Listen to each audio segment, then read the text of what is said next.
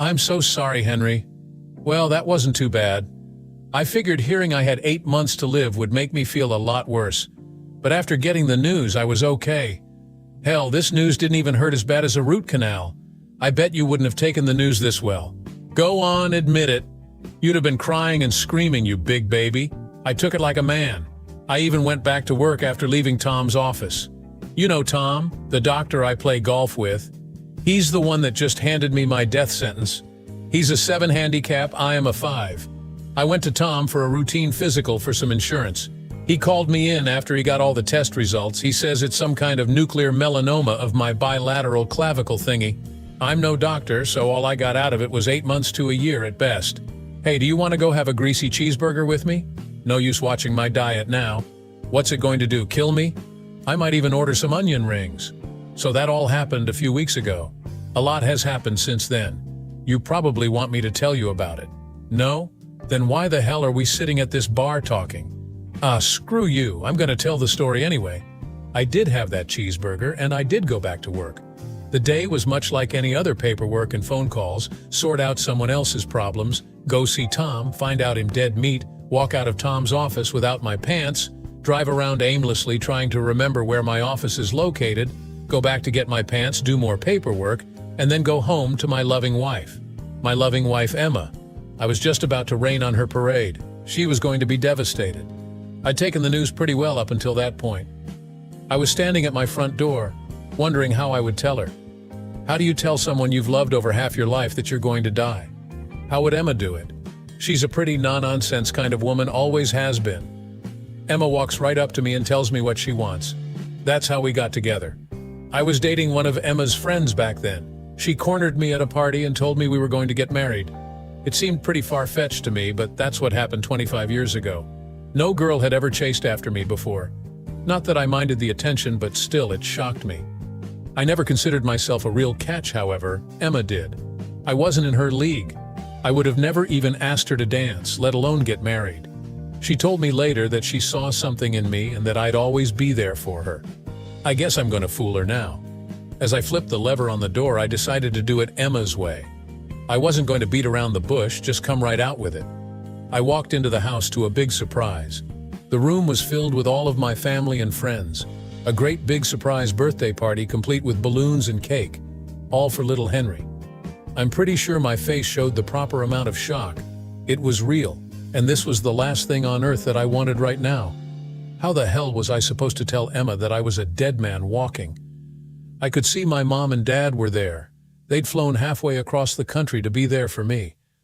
My kids were both there too. I wasn't ready to tell everybody at once. I had to swallow all the words that I prepared for my wife. I'd have to do it later. I should have expected something like this. It was my 55th birthday. Emma loved to throw parties. I think we celebrated Yugoslavian Independence Day once. She could have made a career out of it, but she just did it for fun. My grin must have been pretty apparent to Emma. She asked me, "What's wrong, baby? You look like someone stole your puppy." "It's nothing. I just wasn't planning on all of these people," I shrugged. "Oh, I know what it is. You were expecting your other surprise in the bedroom. Don't worry, baby, you can have that too. You just have to wait until everyone has left," she whispered and winked. Yeah, like that was going to happen tonight. Sex was the second to the last thing on my mind right now. Emma was in her element.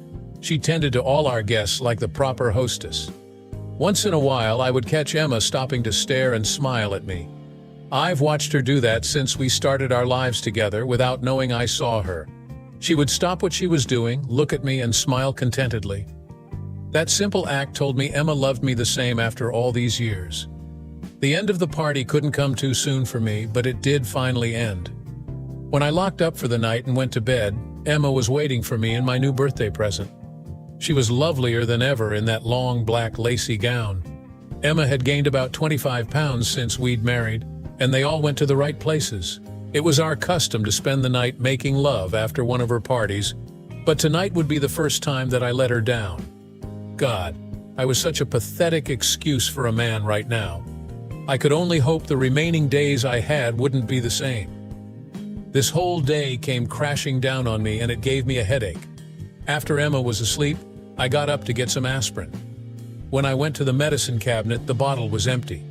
Emma always kept something for a headache in her purse. I wandered down to the kitchen and started my search.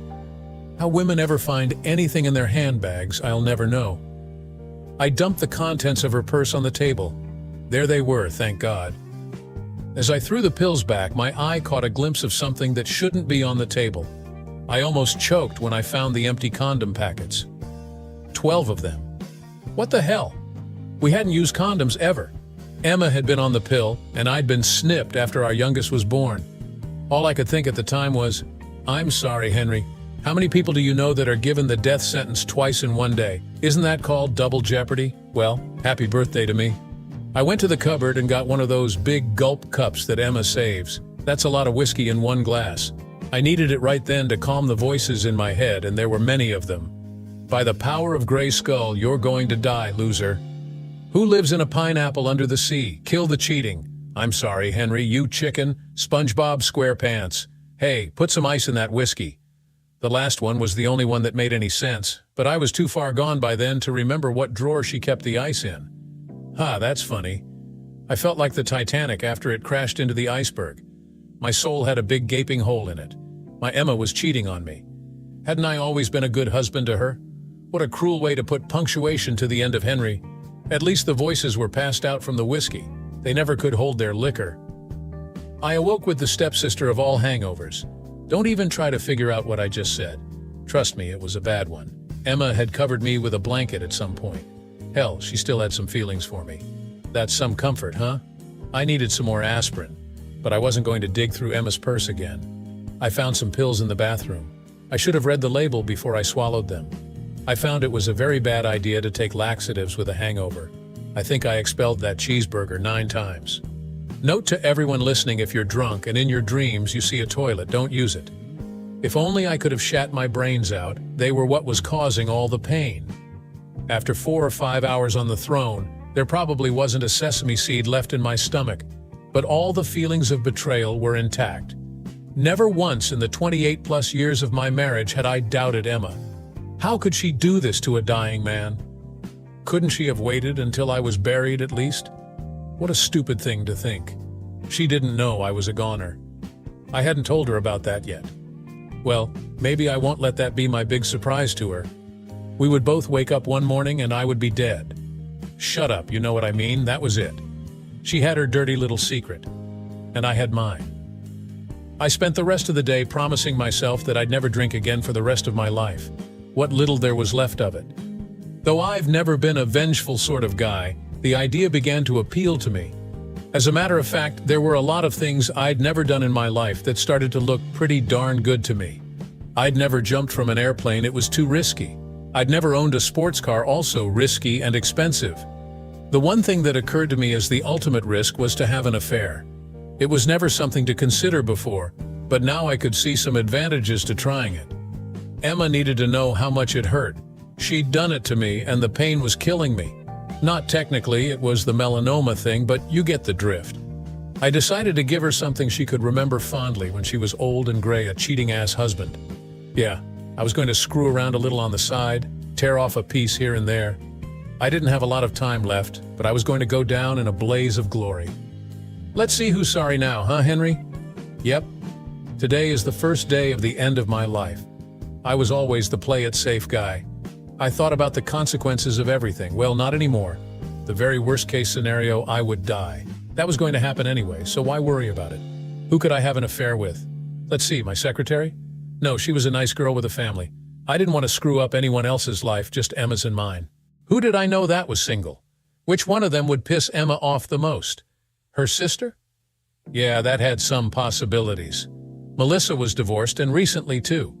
She might be getting a little horny by now. It might work. Who else? Her mother? Now that would be something to set her off. Emma would hit the roof. Emma's dad had died quite a few years back. Ellen probably hadn't been properly screwed for 25 or 30 years. What the hell, why not? What did I have to lose? Ellen was pretty fit. It couldn't be that bad, could it? This would be a piece of cake. She'd probably beg me to screw her. That's the way it always works in those adult stories. Yeah, she would be begging for it in no time. Plan A, screw Emma's mom. I was getting my life back on track, albeit a short track. How do I play things at home? Do I cut Emma off, ignore her, or do I play it cool? That's the way to go. Cool as a jewel. Just pretend everything is fine. No worries, as the Aussies say. I made up for my previous lacking performance in bed a few nights later. Emma thought it was all for her, but I was really polishing up my technique for Ellen. I didn't want to disappoint the old girl. I was sitting in my recliner thinking about how to approach Ellen, just staring out the window. Emma had just come out of the kitchen. She stopped and looked at me like she always does, but this time, instead of her usual smile at the end, she gave me a sad look and shook her head. So there it was, another sign she'd been untrue. Looking at the old fool with "Sorry Henry" pasted all over her face, I knew for sure now. That look that had always assured me before was gone now. My opportunity with Ellen came on the next weekend. Emma was at her sister's and Ellen needed a ride to bingo. It was now or never, I thought. Life was too short not to take chances. Ellen was going to get the high hard one. Thinking of what was about to happen, she met me in the driveway. I helped her into the car and closed the door for her. As soon as I got into the driver's side, I unzipped my pants, pulled my Johnny out and said, "Say hello to my little friend." Ellen glanced down at my friend. "Henry, are you okay?" she asked with concern written all over her face. "Just feeling a little frisky," I replied. "Well, do you think it's prudent to drive around with your friend all exposed?" she inquired nonchalantly. "Haven't you just ever wanted to be a little naughty? Maybe show off a little?" I teased. "Oh, you mean like this," she said as she pulled up her skirt, exposing herself and black garter belt. Holy mother of Jabba the Hutt! I was the shocked one now. Seeing Ellen's old bear kitty made me swerve, and we almost hit the back of a garbage truck. I could just picture the headlines, "Pervert kills mother-in-law with garbage truck." Henry, you really are amusing, though I am really flattered by the offer. Why in the world would you think I'd be interested in screwing a middle-aged man? I've screwed one of them into the grave already. She laughed with my shrinking tool out of sight now. Oops. I guess this was not such a good idea now, I murmured. Oh, Henry, you are such a sweet thing, but I have all the tool I want waiting for me. We're not really going to bingo. I need a ride to the hotel on Elm Street. You might as well know I meet with a couple of young gentlemen a few times a week. A couple, as in two? Yes, dear boy, a couple. I'm sure that surprises you, but I was a faithful wife until Harry died. I soon realized that I still had needs. There was no reason for me not to satisfy them. But Ellen, a couple at the same time? I asked incredulously. Henry, don't be such a prude. If you'd offered yourself to me many years ago, I'd have given you a ride to remember. But I've gotten attached to my young men now. I don't think you could handle the action, so to speak. Our drive to the hotel was made in silence. Was Emma going to act like that when I was gone? Oh hell, she was already doing it. I guess it runs in the family. Well, screw me silly and feed me fish sticks. As I dropped Ellen at her rendezvous, she turned to me and kissed me on the cheek. If only you'd been a little sooner, sorry Henry. Then she flashed herself again and was off to her gangbang. So much for the old girl begging for it.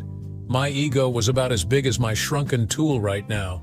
The only way I could feel any worse right now was if I were dying of some incurable disease. Duh, can this whole thing possibly get any deeper?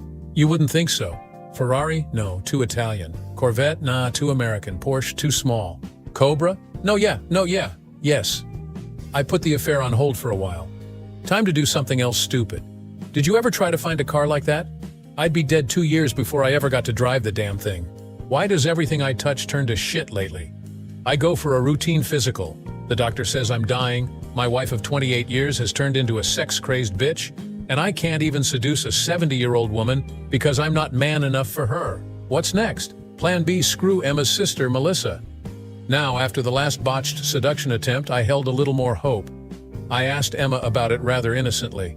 Melissa was not seeing any men. If all the women in that family were as sex-crazed as Ellen, Melissa would be grateful to have a hard tool after going without for 8 months. I used the direct approach. I had a key to her apartment. I waited until I knew she was in bed. I snuck in. I felt like a cat burglar using stealth and intellect to secure my prize. I carefully removed all of my clothes before entering the bedroom. I could make out the outline of her sleeping form.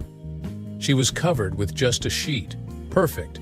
Just sneak in and slide up from behind, wrap your arms around her, play with her melons, slip your sword between her legs. She's putty in your hands. I thought to myself. Ever so slowly, I crept to her bed, carefully trying not to wake her. My plan was working perfectly. She was naked. My fingers played with her grapes. The light coming on didn't register for a second, but when the sheet flew back and I heard a yell, "What the hell?" I hit the earth with a thud. "Henry, what the hell do you think you're doing? Are you out of your mind?" she spewed. "Melissa." Just then I realized why Melissa hadn't been seeing any men. There were 3 of us in bed, all naked, and only one man in the bunch. I curled up into a little ball and cried and cried and cried. Melissa held me in her arms like a baby. I wept until I could not shed another tear. Her lesbian lover Judy got in on the act too. She stroked my hair and gave me motherly kisses on the forehead. Well, how many guys do you know that can honestly claim to have slept with 2 lesbians? I have that at least, even if we did only sleep. This whole dying thing ain't all it's cracked up to be. It certainly put a serious crick in my neck. I could feel those voices coming back, and they were pissed off. Melissa had been a peach about dealing with my inappropriate behavior. Judy had too. I hoped they'd be very happy together. As I was walking out the door, Melissa asked, "Henry, what the hell was this all about?" "I know you, Henry, this isn't you. You're not like this. Come on, Henry, spill it." "It's so hard to explain," I hesitated. "No, Henry, it's not. All you have to do is say the words. It's not like you're going to die." "Geez," she sighed. "Yes, it is. That's exactly what it's like." "Come on, Henry, stop joking around. This could be serious. What the hell do you think would have happened if I had let you screw me? What if Emma found out? What then?" "Hopefully by then I'd be dead," I muttered. Melissa's face changed as she thought about what I just said. "I'm dying, Melissa. The doctor told me 8 months to a year, no more." She came to me and hugged me. "My God, Henry, I'm so sorry." I pushed her away. "Yeah, everybody's sorry. You're sorry, I'm sorry, the doctor is sorry. So tell me, Melissa, why don't I feel any better? All the pity in the world won't help me now." "Emma must be dying inside with you," she whispered, her hand covering her mouth in shock. "She doesn't know, and I'm not going to tell her. Henry, that's totally crazy." "She has every right to know," she gasped. "No, she doesn't. She gave up that right when she slept with another man." "There, I said it. Are you happy?" "Henry, now I know that we're dealing with a serious mental problem here. You're a fool if you think Emma would ever cheat on you. She loves you. That's never going to change no matter what. Plan C, confront Emma. How could this be any worse than Plan A or B? At least I'll die in peace. Besides, the shit was going to hit the fan as soon as Melissa calls Emma." Emma was waiting for me at the door. I didn't make a habit of sleeping with naked lesbians, and I'd never stayed out all night without calling her before. She hugged me. I was expecting a slap. Maybe she hadn't talked to Melissa yet. That wouldn't really change anything, though. We still had to put all our cards on the table. "Where were you, Henry? You had me worried sick." "I had some things to do, Emma," I replied coldly. "Henry, we need to talk. You've been acting, well, a little abnormally lately. I think I know the reason, but we need to discuss this. I can't sit back anymore and let you go through this alone." "What is it that you think you know that I don't know that you know?" "See, Henry, that's what I mean. You can't even speak coherently anymore. When I talked to Tom the other day, I told him that I do my best not to upset you." I interrupted Tom. "You talked to Tom? That big-mouth son of a bitch and low-life scum-sucking motherfucker? He had no right to tell you I'm dying." "What did you say?" she yelled. "I said Tom was a big-mouth son of a bitch. No, the other part. He had no right. God damn it, Henry, the other part." "I'm dying," I said, hoping that was the part she kept asking about. Oh God, no. The color drained totally from her face and she fainted. I saw no point in continuing this charade if she wasn't going to stay awake long enough for me to talk with her. I might as well go play golf. I wasn't interested in playing a full 18 holes, so I grabbed my driver from my bag. What I really felt like doing was hitting a couple of balls around Tom's office. Unfortunately for Tom, the balls I wanted to hit were attached to him. It was a lucky thing for him that he wasn't at work, but not so lucky for me. When the cops finally found me at the Golf Emporium, I was selecting a new, bigger driver. My old one didn't hold up to the task of smashing in his office door. Did you know the police won't let you take golf equipment into your cell after you've been arrested? Neither did I. It's a stupid rule if you ask me. What did they think I was going to do, hit somebody? They gave me one phone call, so I called Domino's for a pizza. Before the pizza arrived, Emma showed up. Tom walked in right behind her. This really ticked me off. One pizza is barely enough for two. The guard opened my cell door and told me I was free to go. Go where? I thought. Tom opened his big mouth first. Henry, you have to listen real carefully. I know you're upset, but I have some great news for you. You're not going to die, at least not anytime soon. There was a problem at the lab with the computer. You're okay, Henry, you're okay, he said enthusiastically and waited for my reaction. I didn't move. That was the worst possible news he could have told me. Now I had to live with the thought of Emma cheating on me for another 30 years. Emma chipped in, "Isn't that great news, honey?" "Yes." "Well, is my pizza here yet?" I asked. "Didn't you hear Tom, sweetie?" "You're not going to die," she beamed. "Yeah, I heard him, but it changes nothing. My life is still over. Only now I get to live a long time and experience the misery day after day," I grumbled. Tom looked at Emma and asked, "Has he always talked gibberish, or is this a fairly recent development?" Emma ignored Tom, grabbed me by the shoulders and started shaking me. Henry, snap out of it. Why are you acting like such a horse's ass?" "Emma," I paused. "What did I ever do to cause you to cheat on me? Was I such a bad husband? Cheat on you?" "Tom, we've got to get him to a doctor, quick. He's losing his mind," she said, as Tom nodded in agreement. "That may very well be true, Emma, but it doesn't explain the condom wrappers I found in your purse." "Do you mean the ones I used for balloons at your birthday party? Those condoms, Henry? You didn't really think, oh, Henry, why didn't you just ask me?" she replied with sadness in her eyes. I thought back to my party and realized they were balloons. No, they were rubbers. Oh, this is not good. Now that I was going to live, I was so dead. Emma is going to kill me when she finds out about her mother and sister. I thought to myself, oh Lord, take me now. I've been a bad boy. Emma hadn't cheated on me after all, and the melanoma machine was on the fritz. You just can't trust anyone anymore, first my doctor, and then my own eyes. The lying scum sucker. I should sue both of them for malpractice. What would Emma do in this predicament? She'd undoubtedly come straight to me and tell me. I owed her the same. I wasn't about to try and come up with some lame reason. The truth was going to be hard enough for her to swallow. Plan D confessed to Emma. When we got home from the police station, I sat Emma down in my easy chair.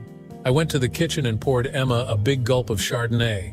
She would probably need it before I finished my confession. Before I could open my mouth, Emma took the lead. Henry, you don't have to say anything. You are the most important thing in my life, and I love you no matter what. You were under a tremendous amount of stress. It's amazing that you held together as well as you did, considering the pressure you put on yourself. The only thing I'm sorry about is that you didn't come to me and let me in. It hurts, Henry. Please believe me. Emma, I tried. I really tried. The house was full of people. I never had the opportunity. Then when I found the condom wrappers, Emma stopped me. Henry, I know you did. Now I remember how miserable you were at your own birthday party. I'm so sorry, Henry. How can I ever make that up to you? I was so selfish. Emma, for God's sake, stop interrupting. I have to get this off my chest before I have a coronary. She did it again. She interrupted me. Which is it, Henry? Are you going to tell me about Mom or Melissa? I took Emma's cup and swallowed the contents. Oh, you already know. Do you want me to pack my things now, or will the morning be soon enough? I stammered.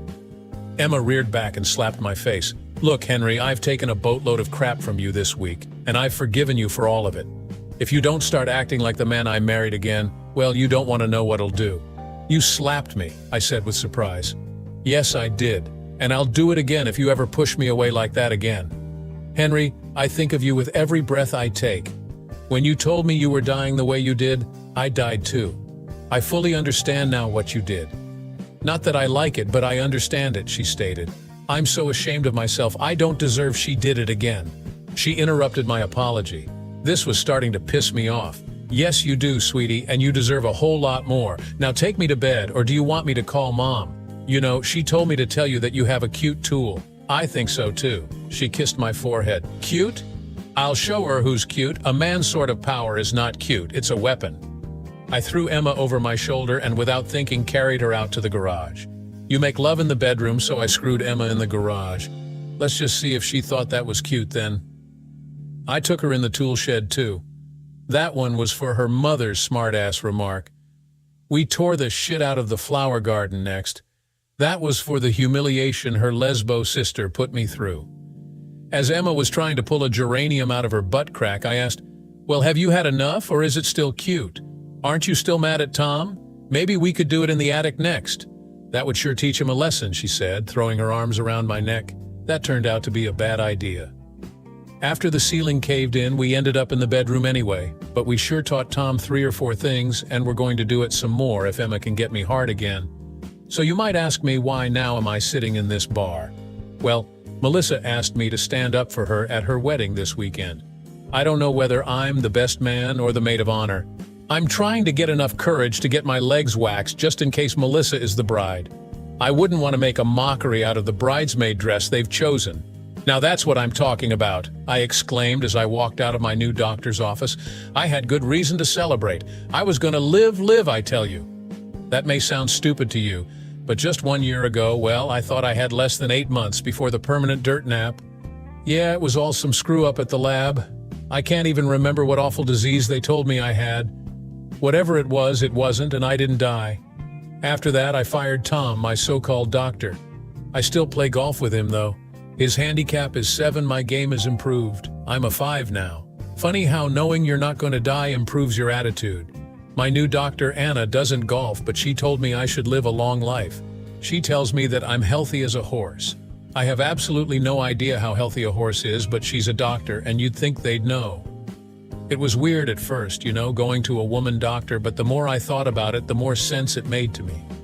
I wouldn't consider myself homophobic, but wouldn't you rather have a woman's hands wrapped around your balls when you turn your head and cough? I know what my answer is. I had a smile on my face when I got home that night. You couldn't have removed it with a wire brush. My life was so good these days. After last year's fiasco, I seem to be charmed. I've been promoted at work a few months ago. Emma, my wife, loved me, and I was healthy. Life was perfect. Henry, we have to talk, Emma said, handing me 4 aspirin and a big gulp of Jack Daniels. This wasn't my usual before-dinner drink. Something was going on. What's wrong, Emma? I talked to Dr. Anna this afternoon. She called right before you got home, Emma said with a worried look. You have got to be kidding me, not again. You just can't trust a doctor that doesn't golf, or the ones that do, for that matter. My hand was shaking as I raised that humongous cup to my lips. Here's to you, Henry, and all of us that are about to die again, I toasted to myself. Emma stared at me. Henry, you've got to get a grip on yourself. I have some news, and I'm not sure you're going to like it. Well, duh. How many times does a guy have to hear that he's dying before it kills him? Emma always did have a knack for the understated. Those voices in my head came rushing back. Ha, you see, you are a loser. You're a dead man, Henry. Blah, blah, eat my shorts, up and away. The third voice was already feeling the effects of the alcohol. I handed Emma my cup.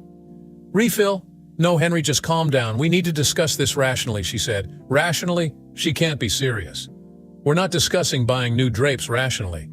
Poor Henry is being plucked from the vine in the prime of his life, and she wants to be rational. Listen to me, dumbhead. I am pregnant. Now what the hell is she talking about? I'm gonna die and she's joking around about having babies? Stop kidding around, Emma. How long? How long? I'd say about 8 weeks, she said. Screw me. Last time they gave me 8 months. Emma, we have so much to do. We have to get prepared, I said, resigning myself to my fate. No, Henry, there's plenty of time. Just relax, she said. Emma was taking the news of my death very calmly. Relax? We've got a million loose ends to tie up. We have to plan the funeral, for Christ's sake, Emma. How can you tell me to relax? Funeral? God damn you, Henry, listen to me. I said I was pregnant. That wasn't funny the first time you told me. Stop it, Emma. This is serious. The doctor called and told you I'll be dead in 8 weeks, and you continue to make jokes about being pregnant. Henry, read my lips. I'm 8 weeks pregnant. You're not going to die, she said very slowly. You mean I'm not? No, you bird brain, you're not dying. Phew, I thought. My God, this couldn't be happening again. Man, am I relieved? I'm not dying. Whoa, hold the phone. Did you say you were pregnant? Oh, Emma, how could you do this to me? I said as I started to cry. It's not what you think, Henry, she told me, trying to console me. That's what they all say. Sniff. After last year, when you cheated, I thought we... Damn you, Henry. I did not cheat on you. Not then, and certainly not now, Emma said angrily. But the vasectomy, how? Why, Emma, why? I sobbed. Dr. Anna told me that it's possible that your operation, well, it's all pretty technical, but the main thing is that it's your baby, Henry. Don't you think that I know who or what has been inside of me? I'm surprised that you'd even consider that. I didn't have a response to her statement. I wanted to trust her, I really did. I didn't know what to do or say. I had been on top of the world a few short minutes ago. Now look at me. The weight of the world had now come crashing down on the toes of my wingtip shoes. I cried. When I wasn't crying, I drank. I passed out shortly after 9 that evening. I was in a fog when the lights came on. They were as bright as the sun. There was a big camera focused on my very confused face, and someone was poking a microphone at me. "Welcome, Henry. Welcome to Who's the Daddy? You're our next contestant. I'm Rick Benson, and I'll be your host tonight," he said with a huge smile. "Who is this guy? Where the hell am I?" Thanks, Rick, I think. "Okay, Henry, let's get right to the game." "Game? What game?" "But Rick, I don't know how to play." "Ha, that's the way the game works, Henry. Only the wife really knows how the game is played." "But Rick, how can I possibly win?" "That's a good question, Henry. Let's ask your lovely wife, Emma." "Welcome, Emma. It's great to have you here tonight." "It's great to be had, Rick," Emma laughed. "Emma," I sighed. "You look a little pale, Henry. Are you okay?" "No, I'm not. I don't want to play this stupid game anymore." "Too bad, Henry. Emma is already knocked up. You have to play now." "Emma, would you please turn over the first picture? Could the daddy be your neighbor, Mark?" "No, please, no," I cried. "Emma, please reveal the next picture." "Who is that, Emma?" "My high school boyfriend, Rick." "Show us the last picture, Emma." "Could it be you, Henry? Are you the daddy?" "We'll find out after these commercial messages." I woke up covered in sweat. My head was pounding, and I had an overwhelming urge to, "Nope, I'm not going to tell you that part. It might come up later at my murder trial. Trust me, you're all better off not knowing." I was relaxing in a tub full of hot water. Emma walked in and stared at me as I tried to slit my wrists with my electric razor. She sat on the toilet and peed as the batteries on my Norelco gave out. "Okay, Henry, I just got off the phone with Dr. Anna. We're both going down there and not leaving until you're convinced that you're the father of our baby," Emma said sternly. But what if?" "Well then, Henry, you better get ready to spend a lot of time in church, because if this baby isn't yours, you'll be raising the second child of God," she said flatly. "So I'll bet you can just imagine how we were going to prove the biological truth." "Yeah, a sperm test. I've done my share of them before when I had the vasectomy. And it was a very big, but how we were going to extract a sample in my present condition." On the way to the doctor, we passed a church. I wondered if it were a possibility. Nah, we weren't even Catholic. We were Episcopalian. I was in the waiting room reading a pamphlet about erectile dysfunction when they called my name. Emma got up and started to follow. "Where are you going?" I asked. "With you. I'm not about to leave your side until we settle this thing," she said, pushing me through the door. The nurse led us to an exam room and told us the doctor would be with us in a few moments. I remembered the last time somebody went into an exam room with me. I was 7 and had the measles. How embarrassing. The wait wasn't too long, but it sure seemed like it. Emma sat on a small stool tapping her foot. She seemed amused that I was so uncomfortable. The doctor asked me to remove my clothes, something I'd done in front of Emma a bazillion times. With 2 women there, though, I was hesitant. Have any of you had a woman fondle your package with your wife sitting in the room watching? It's freaking creepy. She checked my unit. She looked at the small scar on my scrotum. "Okay, Henry, up on the table," she ordered. She said she had to check my prostate gland. Prostate gland? Isn't that something a lawyer handles? When the doctor squeezed my nutsack and stuck 3 fingers up my butthole, I almost fainted. Dr. Anna must be a lawyer too, because this is exactly how I felt the last time I visited one. "Mommy!" I screamed. For the life of me, I couldn't figure out what my poop hole had to do with Emma being pregnant. We never, ever even considered backdoor sex. My mood wasn't much better when she handed me that stupid little cup. The chances of me getting a boner were about as high as winning the state lottery. "So, just what do you expect me to do with this?" I asked. "We need a sperm sample, Henry," Dr. Anna said. "Okay, and how do you propose we get that?" I said, pointing to my balls. "Into there," I said, pointing into the cup. She looked at me like I had gone crazy. "The usual method, Henry, would be masturbation." "I see," I said, nodding my head. "Doesn't one usually require an erection to attain the desired sample?" I asked. "I see your predicament, Henry." "Emma, do you have any ideas?" "Well, I suppose I could try," Emma told her. "Okay then, I'll leave you 2 alone. Please bring the sample when you've finished. I know how anxious you are for the results," the doctor said. Emma has never before failed to arouse me in all of our years together. She removed her blouse and I felt a twitch. Her bra came off and there was movement, but not much. Her finger touched the head and found the off button. My tool deflated like a blowout on the freeway. I'll give Emma her due, she didn't give up trying. It was evident after some time that each time she touched me, the thought that she might have been with another man crossed my mind. When she realized my problem was her, she left the room in tears. I didn't do it intentionally. I really had no control over my own tool. Dr. Anna burst into the room and started in on me. "What the hell did you do to Emma, Henry?" I explained to her exactly what happened. She nodded and left the room. She was back a few seconds later carrying a tray with a vial and a needle that looked to be 3 feet long. "What the hell is that? And more to the point, what the hell do you intend to do with it?" I already knew the answer and didn't like it. "Now come on, Henry, this won't hurt a bit," she said.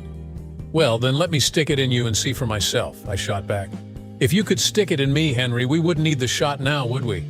Real funny. "And what's with this wee shit? Ouch! Hell, that hurt," I exclaimed. "I'm sorry, Henry, but I had to do it. Where the hell had I heard that before?" Dr. Anna sat patiently on the stool and stared at my tool. My grandma used to say something about a watched pot or something or other. This must have been what she was referring to. I was diligently counting the tiles on the ceiling when the doctor stood and handed me the cup. "Let's get the show on the road, Henry," she said, and walked out of the room. I had been so busy counting, there were 184 by the way, I hadn't noticed that I was as stiff as a screen door. What? Never mind. It's not important. You know how my brain works. It had to be the least satisfying and most important squirt of semen of my life. What if was stuck in my head? I stared down into the plastic cup. The milky white glow just sat there. "Move, goddamn you, swim, you little pig," I yelled. During my life, when the pressure was really on, my thoughts are a bit confused. I'm here to say that at that very moment, the pressure of the situation came to the apex. My past and future life depended on the scientific facts contained within a pool of mucus at the bottom of a plastic cup. Clarity of thought is something that one usually gains while sitting on a mountaintop in Tibet. I have also heard that for some, it is attained through prayer. I had my epiphany while sitting on a stainless steel table in a 10 by 18 cubicle. Trust. That's what life comes down to. It's a simple little word, not too difficult to grasp the idea, but the meaning, the true meaning of trust, is more difficult to understand than nuclear fusion. Honestly, it's deeper than the deepest ocean. It's a concept more remote than the farthest star. For me to say I trusted Emma was easy, but did I really? If I did, why was I here talking to a puddle of sperm? Emma had told me that I was the father of her unborn child. If I trusted her, why did I need proof? Emma was my life, the mother of my grown children. We had shared it all, the good and the bad. She had not ever questioned any of the stupid things I had done. She simply trusted that I loved her. Emma knew what trust was. My wife had never lied to me, yet I doubted her. On the other side of the coin, there was medical science. Had it ever let me down? Yeah, lots of times. Just last year, when I was told I had only 8 months left. Yeah, and why is my appendix scar on the left when everybody else's is on the right? Did you ever wonder why a doctor practices medicine? That question says it all. They practice because they haven't got it right yet. Was I going to believe that a doctor that had opened the sack containing my nuts and snipped a tube was more trustworthy than Emma? Was I going to believe that Emma lied to me? Wasn't she the one that suggested, no, demanded this test? She wouldn't do that if she had something to hide. She would never have come here today if there was even the slightest chance the baby wasn't mine.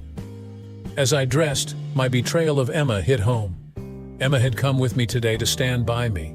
She put aside the lack of trust and respect that I'd shown her. What had I done? I accused her of being unfaithful.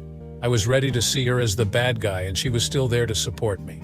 If I were to go ahead with the test, what does that say about the love we have shared for over 28 years? My love for Emma was suspect. I didn't really trust her. Oh yeah, I could say the words, but did I mean them? And most importantly, did I believe them? Suddenly, things became all too clear to me. Putting the sample cup on the counter, I left the room. I followed the corridor to Dr. Anna's office. Emma's eyes were stained red from the tears. The doctor looked up without expression. I spoke, wondering if the words inside me could ever heal the damage I'd already done to my wife. "Come on, honey, let's go home." "But what about the test?" Emma asked. "It's not important." I believe you, and that's all that matters, I said, reaching for her hand. 7 months later, our baby was born, 7 pounds 4 ounces of kicking, screaming energy. Oh yeah, it was a boy. He has 10 toes, 10 fingers, 2 ears, and 1 nose, just like me. Emma breezed right through the birth, even at her age. Call me an idiot or a fool. That's something that has been done before by better men or women than you. Would you or could you blindly take the leap of faith and trust? I did, and would do it again. It may not be in your nature to take another's word so easily, but ask yourself if being right was worth what you may have lost. Think hard. The answer isn't as simple as it may seem. To wrap this all up, don't any of you feel sorry for old Henry? I don't. Well, except for the fact that I have to pay to be re-verified. Did you know that the insurance company says only 1 to a customer? I think that's pretty narrow-minded, don't you? Thanks for joining us on this wild ride of betrayal, misunderstanding, and ultimately trust. Would you have believed your partner, or would you have needed proof? Share your thoughts in the comments below, and don't forget to like, share, and subscribe for more incredible stories.